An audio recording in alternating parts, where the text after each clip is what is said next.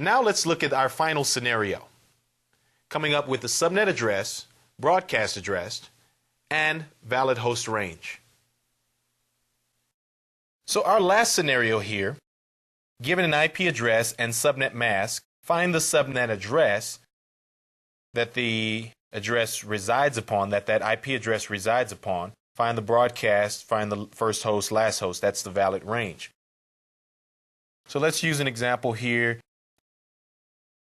172.16.211.12. And we'll use a subnet mask of a /20.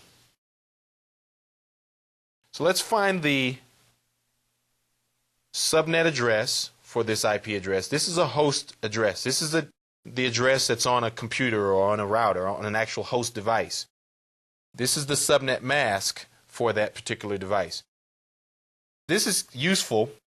Say, for instance, you're configuring on your router, you configure interface Ethernet 0, and then you configure IP address, and then you use this IP address and this mask. The router itself will take this subnet mask and pick out the bits that correspond, that are in this address, and take those corresponding bits and plug them into the routing table and associate them in the routing table with Ethernet 0, indicating that that's where that network is. Now, how does the router know which portion to take out and put in the routing table? That's what we're about to look at now. That's what this particular scenario helps us with. Remember, this particular scenario, we use our different rules, and we're just going to allow those different rules to let everything just fall into place. So the first thing we write is the mask, 255.255. That's 8, 16, 17, 18, 19, 20 right there in the mask, and then the rest of this will be all zeros.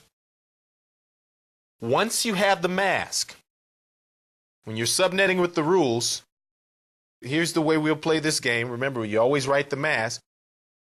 Once you have that mask, you can then draw your line, draw a red line from top to bottom. Everything on the left side of this red line is going to remain the same as whatever we have in the address.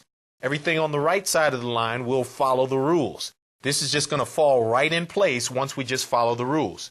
I call this the trust the line method of subnetting. Once you have that line in place, then everything else is just going to fall in place. Everything to the left stays the same. Everything to the right, you'll manipulate. So let's write our address in now. 172.16, and then we had a 211. Add 128.64, that's 192. We don't need the 32, and we add 16, that brings us to 208. We don't need that. 208 plus 4 would be too much, and then we turn on those last two for 211. And then we have a 12 here. We want that. So that's our number, 172.16.211.12. Now, as I mentioned, once we have this line in place, everything to the left side stays the same from this address, and then everything to the right will manipulate. Where did the line come from? The line came from where the bits stopped, where the ones in the mask stopped. Wherever the ones stop, between the one, that last one, and the first 0 here, you draw your red line. Once you've got that line, everything else just falls in place. Here's how it goes. The first rule is the subnet address. Subnet address equals all host bits set to 0. So we'll leave everything the same over here.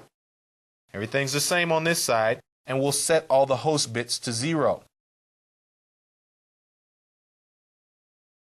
That gives us 172.16.208.0. That's the subnet address for that IP address. The first host, of course, the rule is the subnet plus 1, so we'll do the same here. Everything stays the same over here, and then we'll add 1. Here's where we add the 1 right here. So the first host address is 172.16.208.1. Then the broadcast address, the rule here is set all host bits to 1. So we'll leave everything the same to the left of the line, and we'll set all of our host bits to 1. And that gives us 172.16, and we add 208. We take the 208 and we add the rest of this here. 208 plus 8 is 216, 220, 222, 223. So the broadcast address is 172.16.223.255.